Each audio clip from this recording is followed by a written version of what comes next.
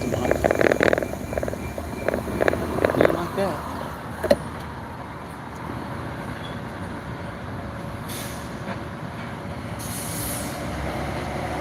USA, Austin, Texas. Headed downtown to the Bar District. Just got off work. I ran a red light in front of a cop and he was not happy.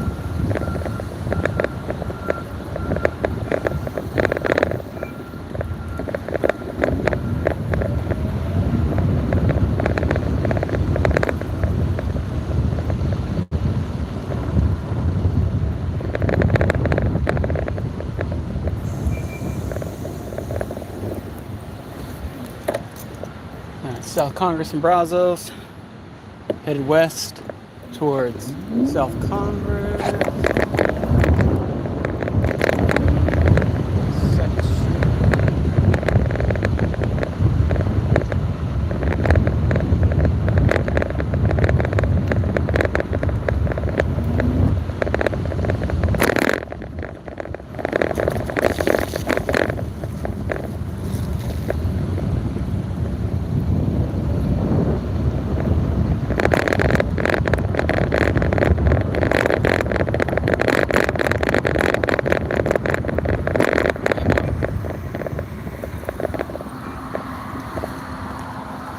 Everybody's in the way.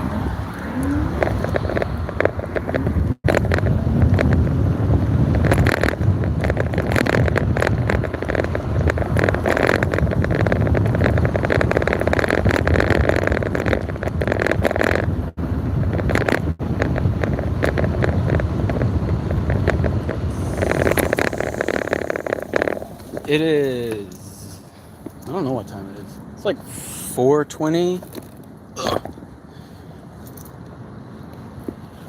Get this fat ass fucking scooter up here.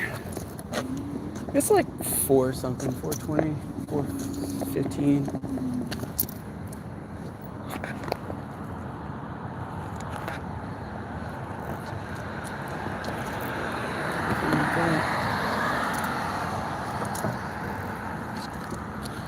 Sorry, I'm on a scooter, for anybody who doesn't know.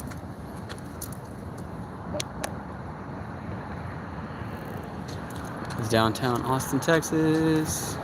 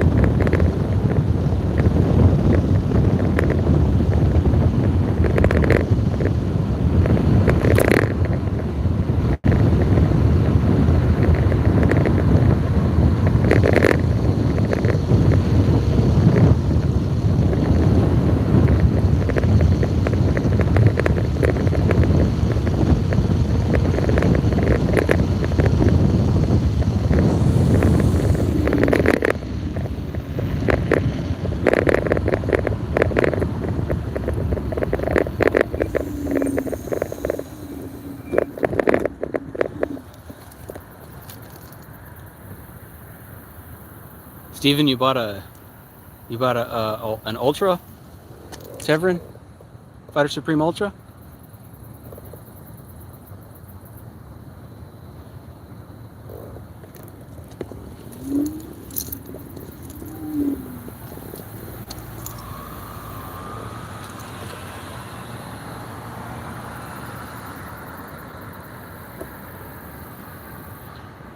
Fighter Supreme Ultra, dude. It's pretty crazy. It is very smooth. It doesn't handle the rough stuff as good as my Blade GT. But it's super fucking fast, and it's pretty smooth. The range is really what sets it apart from anything I've ever ridden before.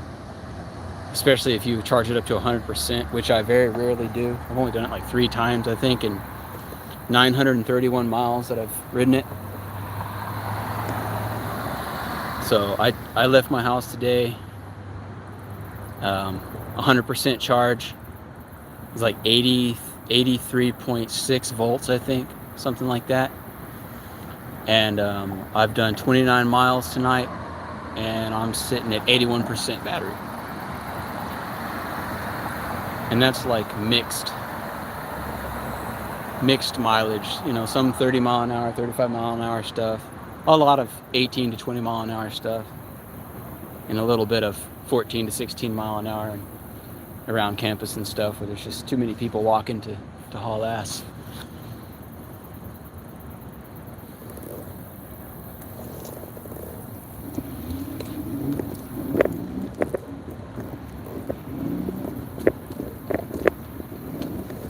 Funkiest intersection.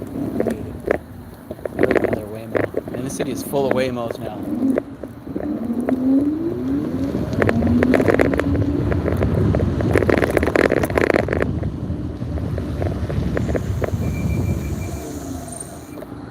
I'm sorry if there was a lot of wind noise.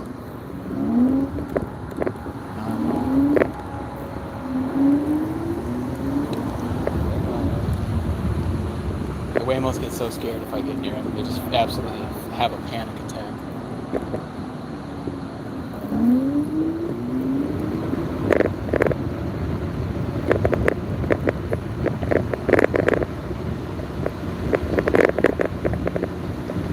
Right now we're headed north on Guadalupe through downtown Austin.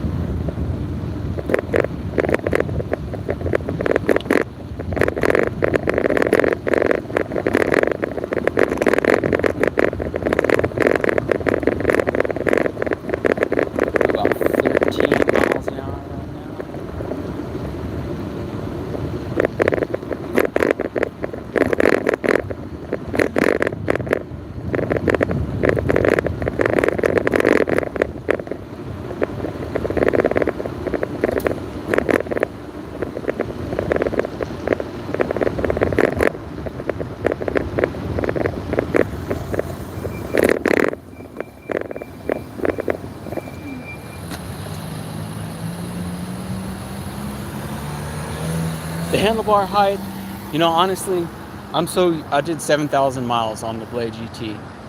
So, and the stem on the Blade GT is 2 inches shorter than the Fighter Supreme Ultra, but it's got a 50 millimeter riser handlebar on it.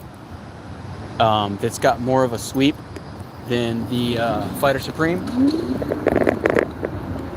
So, for me as a rider, I'm 5'11", 215, 220 pounds. And to me, the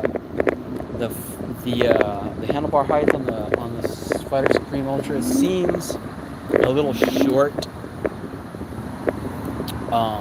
Another thing that I kind of don't like is the kick plate angle is pretty shallow in comparison to the Blade. So I feel like I don't really have the riding stance. I have to really focus on my riding stance a lot.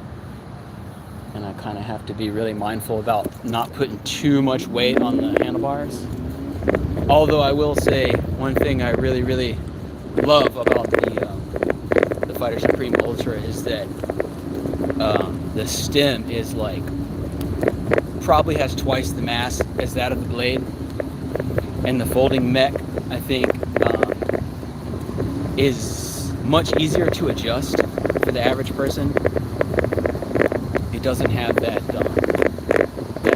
nut and screw on one end thing that's going on that almost all scooters have. It's got like a little ball on the end of a threaded thing with a spring on it, and it kind of just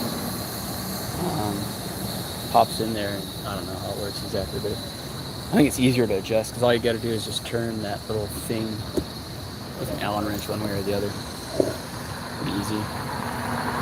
I have not changed the bars. I did order another set of bars. I ordered a set of 50mm bars because I saw a set on Amazon that were like $13 after a coupon. So I was just like, what the hell? I'll try it. I can always switch it out again if I don't like it. One of the things I really don't like about these handlebars is there's no space on them. The display mounts on the handlebars straight over the top of the stem, head, so space is at a premium on the handlebar especially if you convert to the thumb throttle and then the gear select module. You really end up with a lot less space on that right side where your throttle and your gear selector is at. But I cannot stand the index finger throttle. I just can't stand it. As the scooter moves away from you and you catch your finger on the throttle, it only accelerates the scooter more. So for me, it's like super crazy. And I've never even actually removed it on this scooter. I immediately switched it out to the thumb throttle.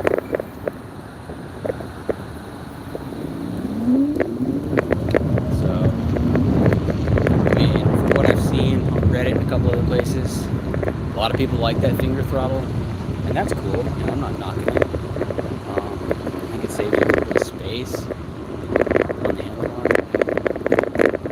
Plus, you know, not everybody wants to drop, you know, whatever it is, $30 or $40 on the throttle assembly and the gear select module after they just bought a brand new scooter that, you know, cost what these guys cost. So I get it. You can get the thumb throttle, and you don't necessarily have to buy the gear mode select module.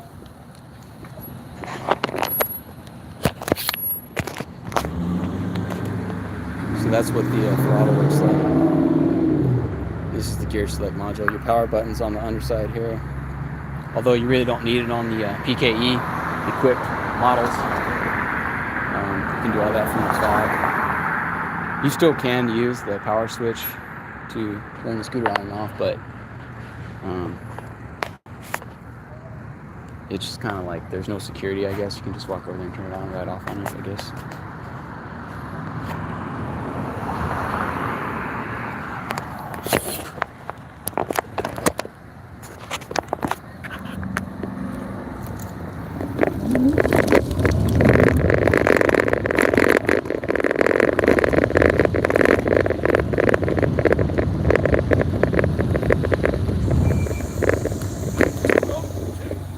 Good, man. Yeah, no rush, no rush. No, you're good, man. Y'all have a good night.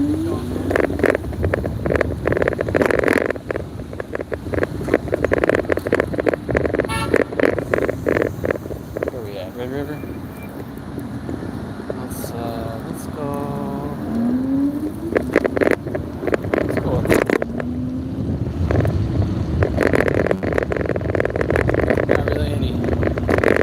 Not really anything going on down here.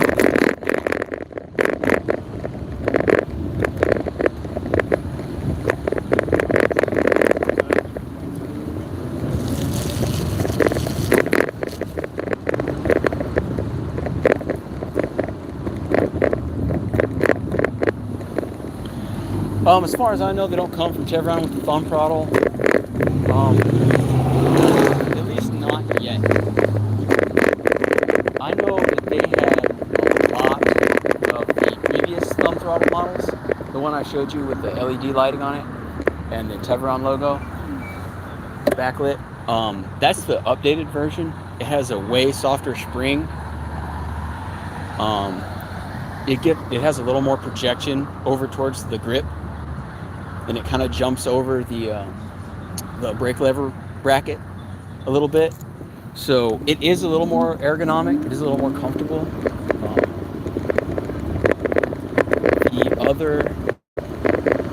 The other throttle is much wider. The body of it and the paddle is much wider. So it takes up a little more space.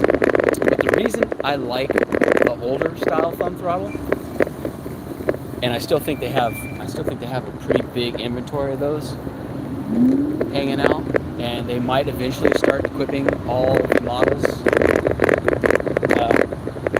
or some of the models maybe, with those thumb throttles. But the reason I like that older thumb throttle better is because of that stiffness of the spring.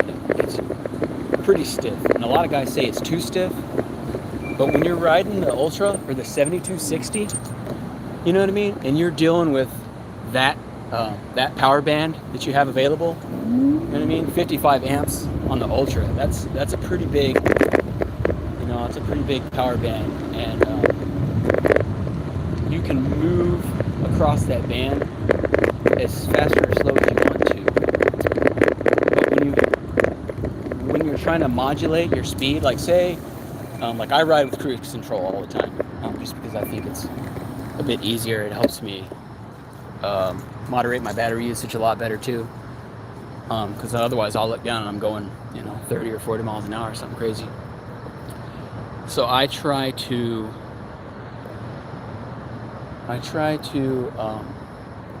control my speed with cruise control a lot of the time.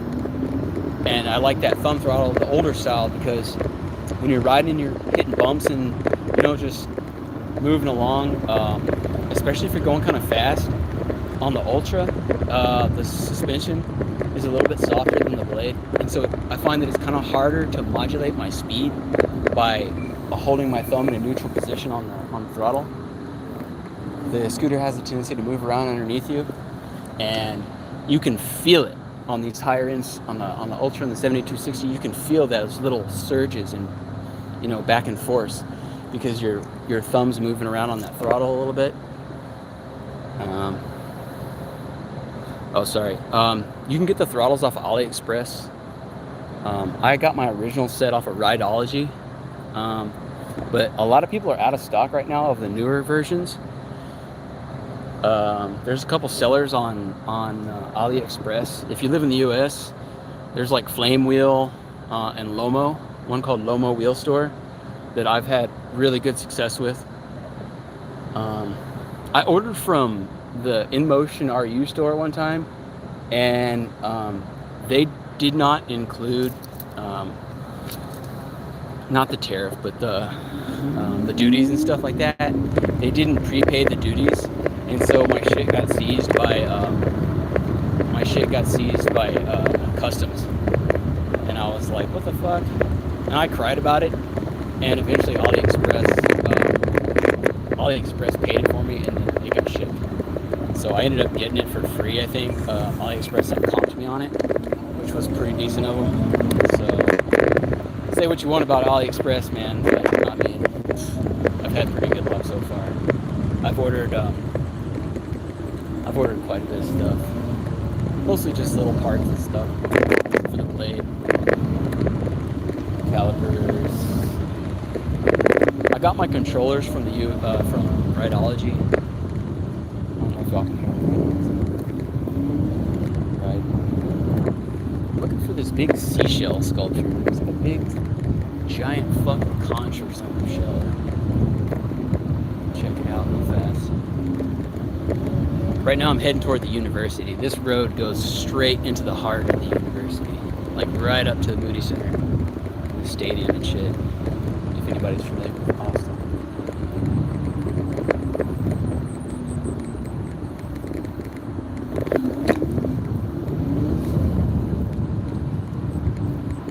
This is Austin, Texas. But I mean, we're like right in the heart of downtown. I think all big cities have bad during these days.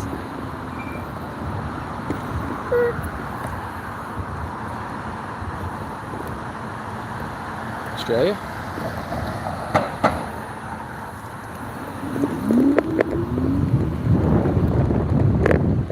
Oh, wait. That's the ship. Okay, let's see. Oh, yeah.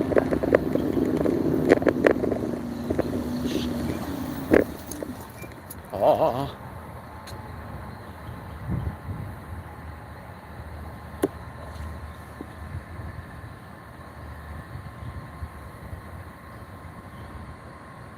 It is a wiener. Clever.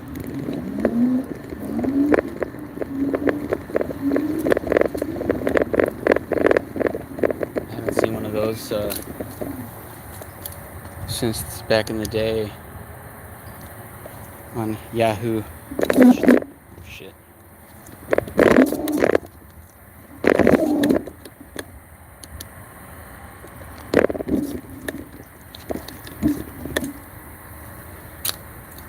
I'm walking the scooter up the stairs right now.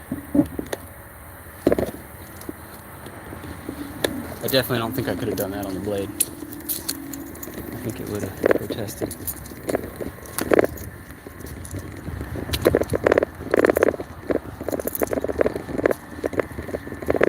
I think that's Ascension Seton Medical Center. Dell Seton Medical Center, whatever you want to call it. I don't know.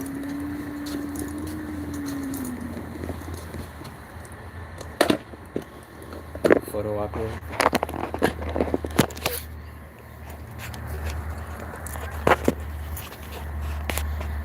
God damn, I gotta get so far back, the scooter. There you go.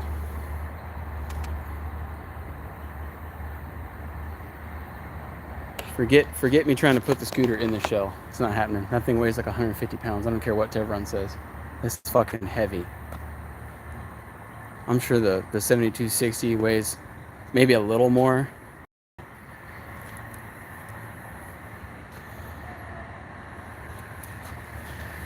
Another thing I like about this is it does have the quad piston brakes, but it also has 2.3 millimeter rotors. So all your standard rotors are like 1.5, I think, or like 1 millimeter or something. So considerably thinner. These are like, they're pretty solid, they're pretty robust. Haven't had any problems with them. But because they're so thick and everything's pretty snug in there on the pad, so when I first pulled it out of the box, I had a lot of brake noise that kind of didn't go away for quite some time.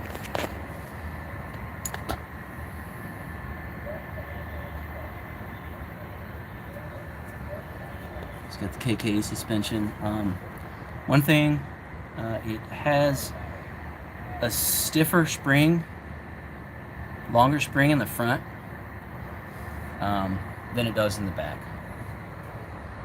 And of course, as you can imagine, the deck pan is pretty fat to hold that big 60 amp hour battery.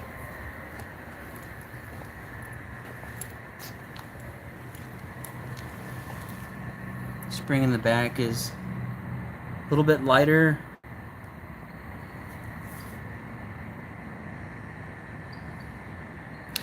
Somebody on Reddit told me that the 1600 watt motors were the same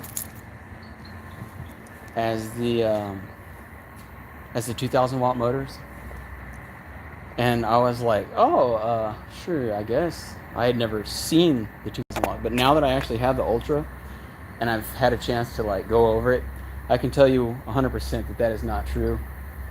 I can put my index finger, and let me show you this gap right here.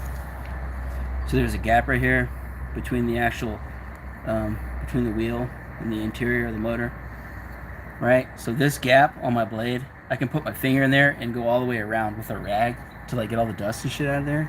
I can't do it on this one. And then also the cable and quick connect right here is bigger on these motors.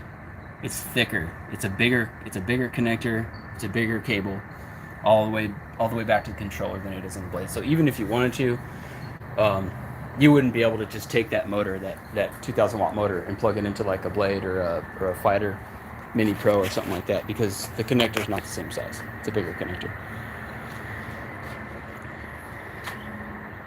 I'm from Austin, Texas. I live in Austin. I work in Austin. I use the scooter for delivery, 38 to 40 hours a week. I deliver for Insomnia Cookies.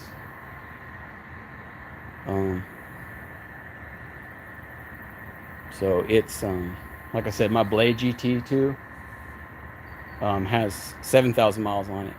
I bought it in October of 2024, so I had it not quite a year yet, and I hit 7,000 miles on it.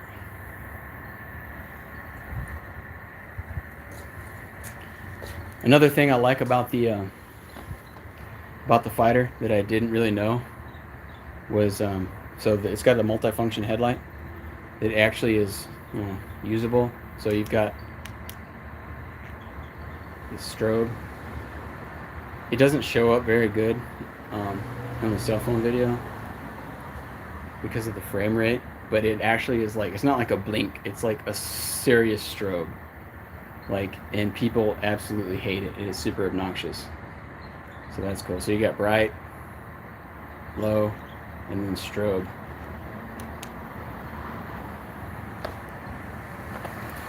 Honestly, I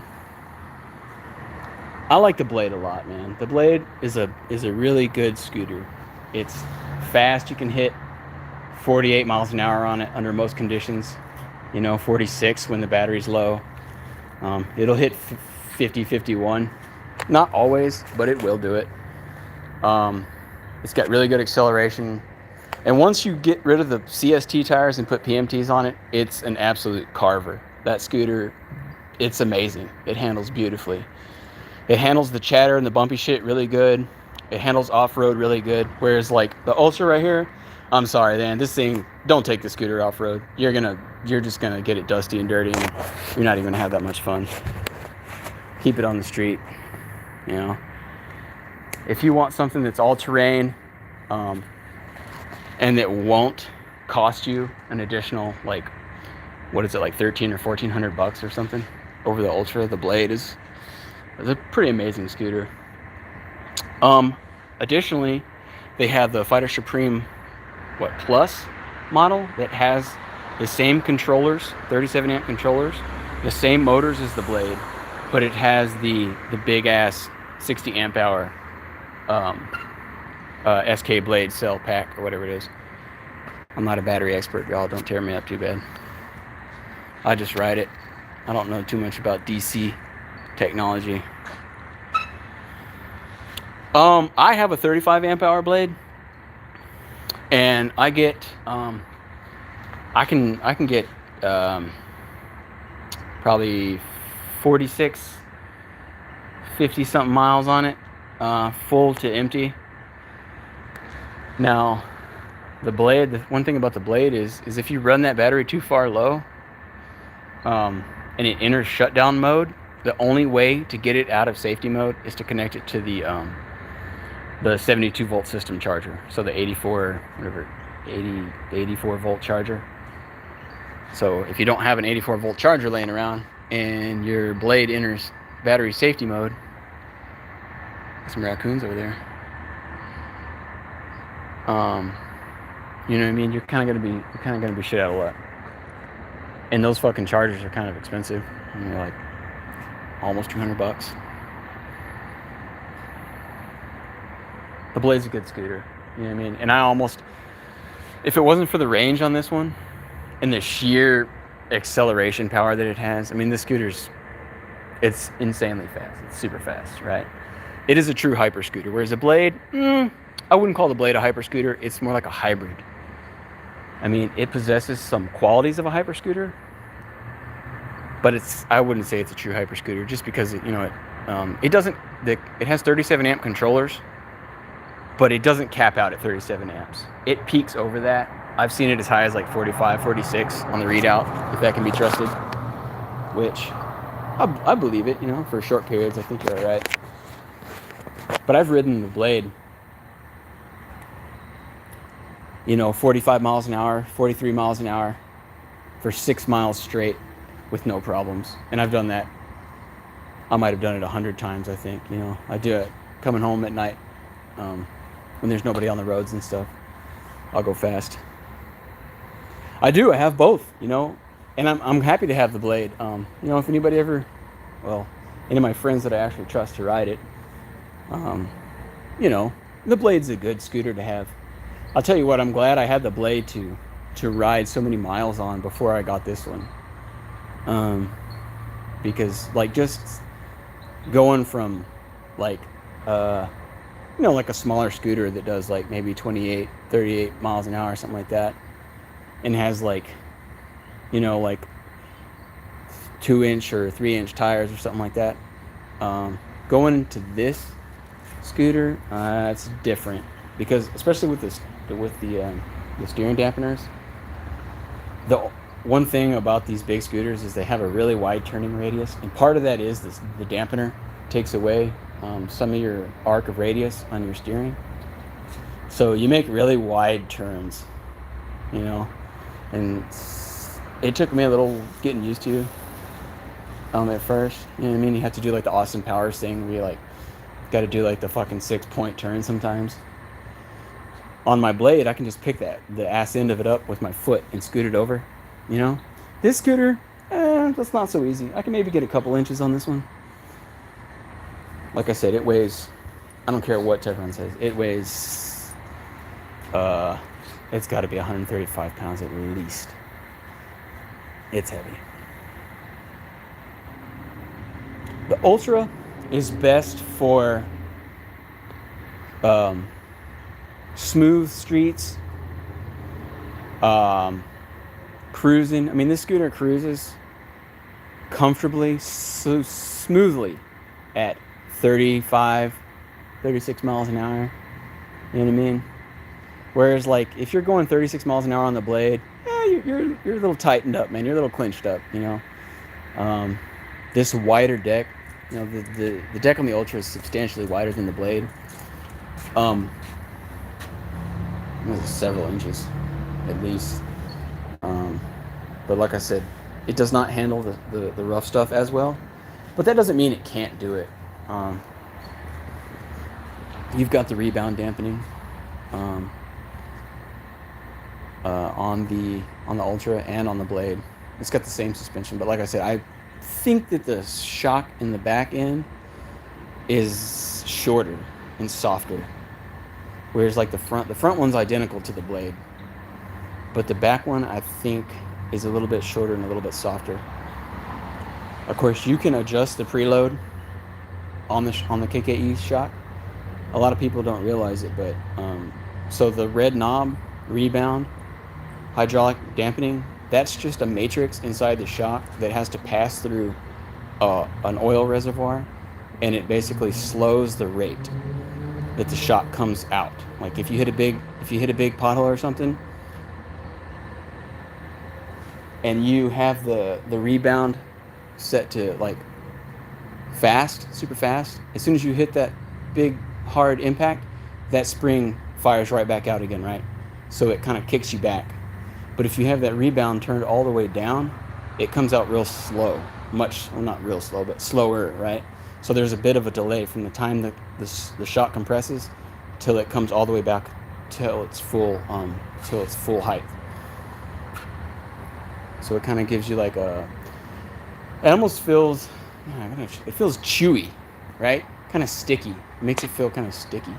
So I don't recommend setting your rebound all the way to maximum, because not only does it decrease the lifespan of the shock, but it also it won't make your scooter handle very good unless you're hitting big jumps, and I'm not sure you're going to want to do that on the Ultra. Honestly, it's a very heavy scooter, and while it's built pretty good, definitely don't think you want to go hitting some big jumps on it. I think the blade would be better for that. And even then, I still don't recommend anything too serious. But the Ultra is a track hawk, man. Smooth, flat ground. It can spin both wheels, you know, for, I don't know, pretty good ways.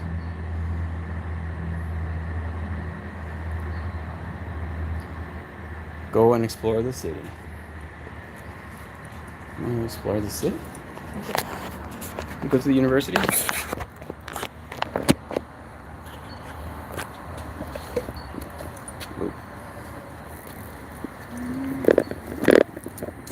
Here we go.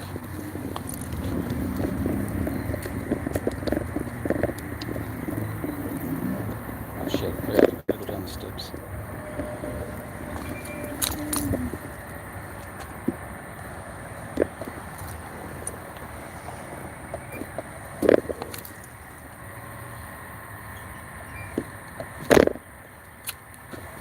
So far, I haven't scraped any metal on anything going up a curb or down a curb or anything like that on the Ultra.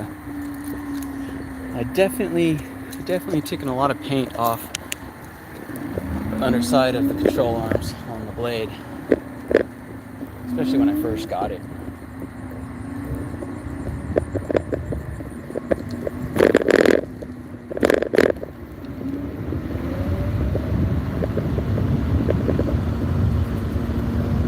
You're welcome, Stephen. I'm always happy to answer anybody's questions or whatever. I eventually want to put out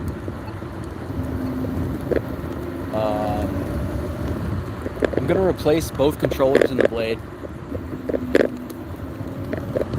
and I'll probably end up live streaming that. Just because I fucking suck at long format video editing. I'm just terrible at it. Like, it takes me a million years to do it, and I'm just terrible at it. I can make some shorts pretty easy, but even then, I'm not super concerned about video performance. I really just, you know what I mean, I'm trying to get people information about scooters that cost so much, because it's pretty scary spending that much money on a scooter.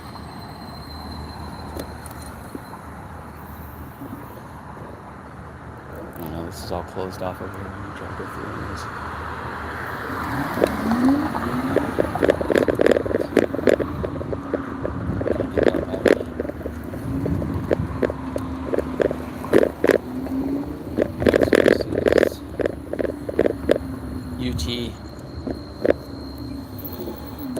University of Texas right here.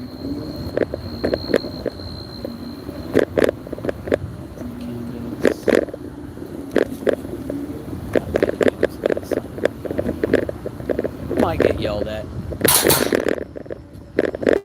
We'll see.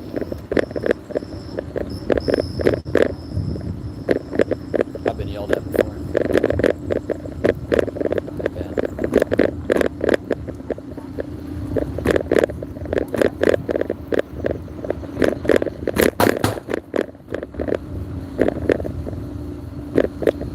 7260 is big money. It's a big, heavy scooter, and you can dial it way down.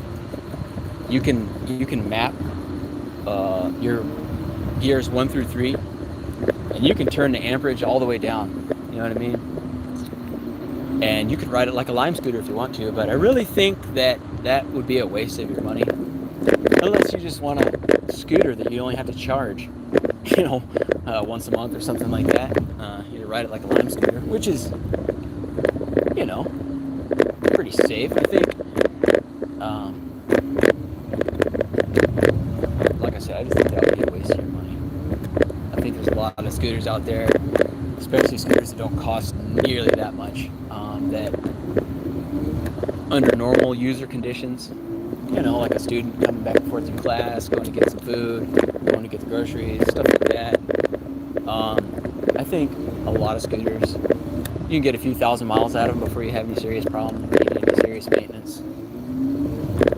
7260 and the Ultra with the PKE systems, they have the additional security features. So if you have to get into the deck, it's not as easy as working on the blade. On the blade, it's really straightforward. You know what I mean? There's no additional connections for security. There's no, you know what I mean? There's no crazy shit going on really. I mean, it's pretty straightforward. You got 2 controllers, a battery, some connections for the LEDs. You know, it's pretty simple. It's pretty straightforward. It's not that big of a deal. But on the Ultra and stuff, you've got like the security system hardwired into the controllers, and you've got the GPS unit. You know what I mean? So it's a little more complex, and it's all pretty tight.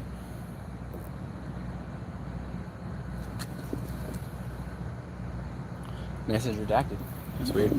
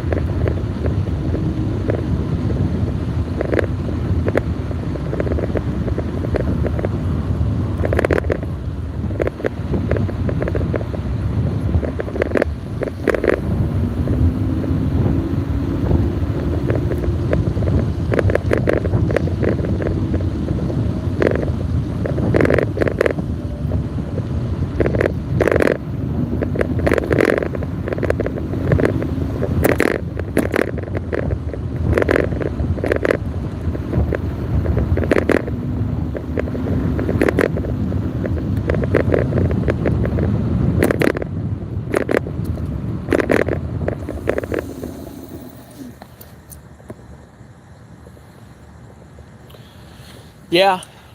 The latest version, the V5, there's no wobble.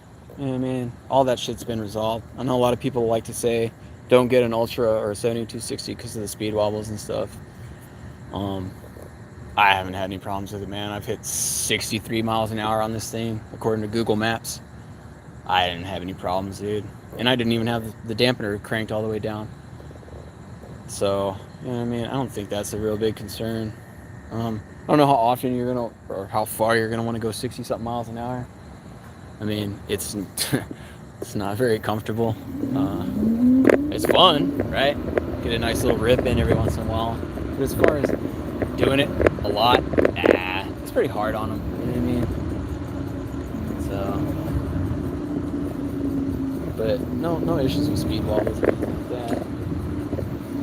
The GPS, I mean, for all intents and purposes, it's not going to work. It doesn't work. Rideology has told me that the Teverun's working on a firmware update for it.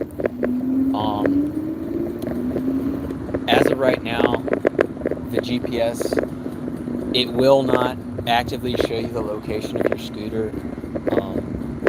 Like if it's at your house and you're at work,